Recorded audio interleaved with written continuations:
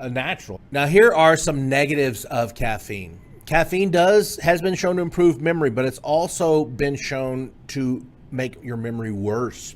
It makes your memory worse because there has been shown that if you are shown something and then you're kind of prompted, like a flashcard later, you're given half of the information, caffeine can help you remember the data, if you're prompted with something.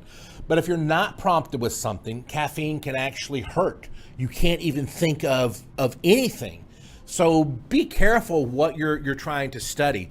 If it is a task where you're having to just do free recall, for example, if you're going in to write an essay, the test is an essay test, caffeine may not help you because you're not really prompted by anything.